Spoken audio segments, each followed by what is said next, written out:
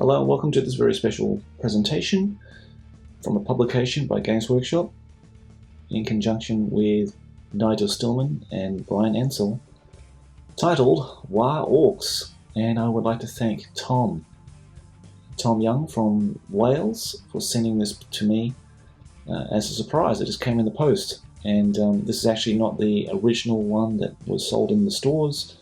It's actually a printed one, so it looks like Tom has found a PDF and sent it to a printing company, and they've printed out in this wonderful hardcover book. So thanks again, Tom, for this wonderful present. And this is me just flipping through the pages, scanning the pictures, and going through some of the contents of this book. So please enjoy. The boys are here. The cry Waaargh is shouted on 1,000 worlds as the Orks rampage through the universe on their holy war. Smoke-belching Ork gargants stamp across the battlefield, smashing all resistance and leaving a trail of destruction in their wake. Knobs control and direct their forces as the boys charge madly at the enemy, bolters blazing. Storm boys march in precise ranks, mad boys gibber and prance, pain boys administer their own unique brand of mending. Great battle wagons lurch over the ravaged landscapes, escorted by flotillas of whooping orcs, revving bikes and buggies. Behind the front, Weird Boys channel psychic energies from the battle-crazed army into blasts of pure psychic power. Huge herds of Gretching and Snotlings are driven into enemy ranks to overwhelm them by sheer force of numbers alone. Surely no other race in the universe loves war as much as the Orks. So thanks again to Garth from Garth's Workshop for collaborating with me on this video, for doing some of the voiceover work, which I thought was fantastic. He does such a great job, and Garth's got this really characterful voice, and he also loves Orks as much as I do, so I could think of no one else better suited to do this role. So thanks again, mate, for your contribution. I think people will really appreciate it.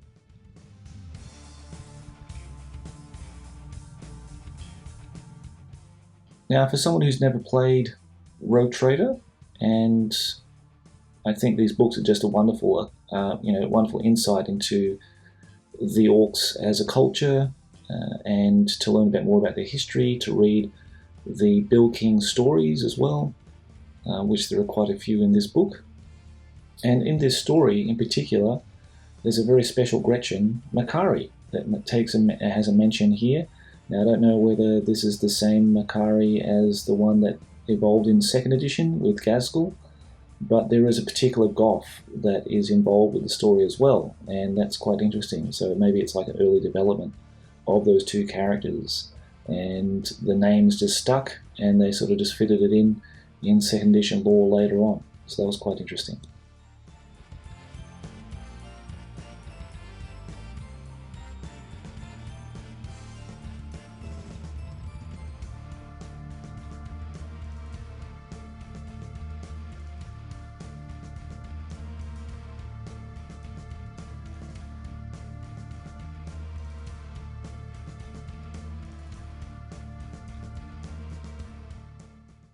Just an observation that I had was that maybe it's because of the era, or maybe because Brian Ansell was the head of the company at that stage, but he seemed to have commissioned a lot of people to produce a lot of artwork, not only for Rouge Trader but for Warhammer Fantasy as well.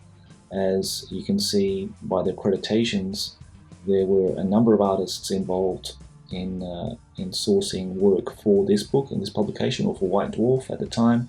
Everything seemed to change, I think, once Brian left. And of course, Paul Bonner went on to bigger and better things, working for various companies and still an artist now, as for many of other people like Adrian Smith as well.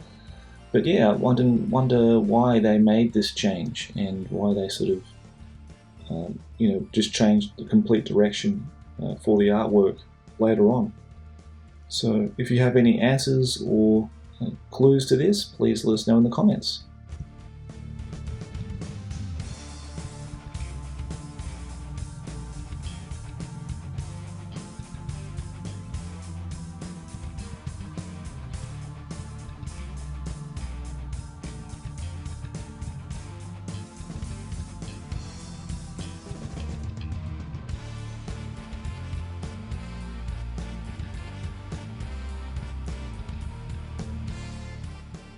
And now we come to the colour plate section, where they have a wonderful array of banners that you can photocopy or use as source material for using for your own 40k orc armies.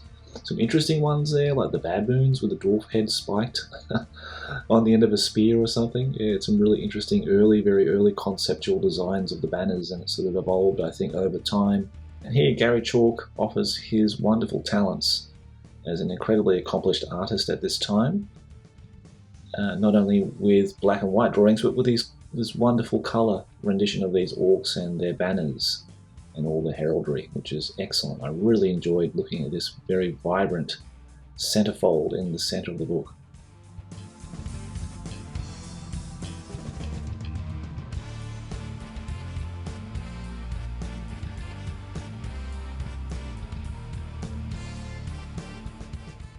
Now we come to the part where they show off these backplates, and there's an entire section on backplates and the banner poles, these Sashimono Japanese style banner poles that the orcs have. For certain clans, especially the Evil Sons, they all must have their own specific banner pole on all of the guys, which is a great thing. I think they sort of carry that over to 2nd edition and the earlier photographs. So if you're crazy about backplates, as I am, what colours and what icons to use for them, and their banner poles and that kind of thing, well, this section will certainly give you lots of inspiration in terms of that. So use this as a great guide in your 2nd edition games if you're not playing Rouge Trader.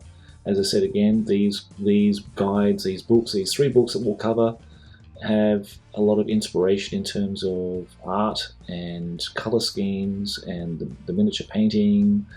Everything that you would want to know about orcs are contained within these books.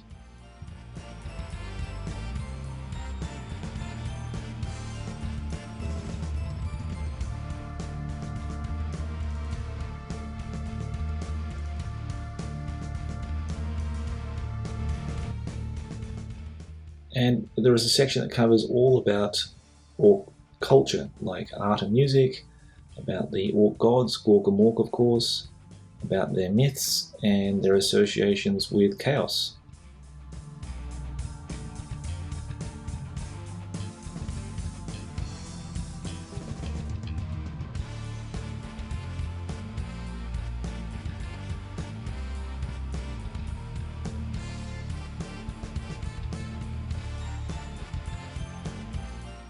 And I think of this time, people remember the artists. They remember their styles. I mean, Paul Bond had a very specific style.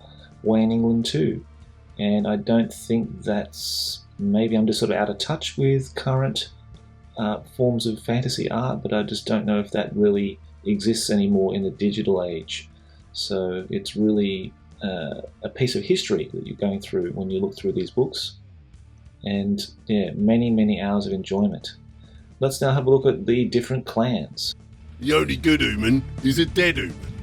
And the only thing better than a dead human's a dying human who tells you where to find his mates. Do you know who said that? I did. Morglum Neck Snapper. The Goths. Biggest and ugliest of the Orkses. Loads of storm boys and knobs. They fight hand to hand. None of this sissy stuff, hanging back and sneaking like grotty Gretchen and snivelling snotlings. No other clan is as hard as the Goths. Bad moves. The rich boys. They grow teeth a lot faster than what can the other clans, so they's richer than what the other clans is, see? Loads of teeth-snatching Gretchen hanging around them all the time. Loads of slaves and all. They have to spend it all on gear to fight off the other clans what wants to redistribute their wealth a bit. Death Skulls. They're the best looters in the whole universe. These thieving blighters with loads of runts and grots running about nicking stuff. Evil Sons, the meanest and coolest of the Orkses. These has loads of mech boys and jalopies. What is a jalopy anyway? Blood Axes, the stinking human lackeys. Some Orkses will do anything for teeth, nothing wrong with that, but hobnobbing with humans, that's different. Thanks again to Garth and Garth's Workshop for these wonderful voiceovers that I requested Garth to do for us, and I think it really enhanced the feeling that you are really in contact and in communication with a real orc, an orc storyteller. So I hope Garth and on his channel starts reviewing these books and starts doing more content on the orcs, as we need more content. I mean, we just can't get enough of the orcs, really. So in these sections here, you've got the orc language and script. If you want to find out your next warlord's name, you've got a name generator in here, which is fantastic. I love all that kind of stuff. That's really part of 80s, 90s gaming during this time of Rouge Trader.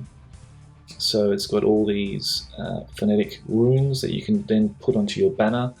That's going to be the main banner bearer in your army, to adorn and to show all the other clans of who the warlord is in your army, which is just fantastic.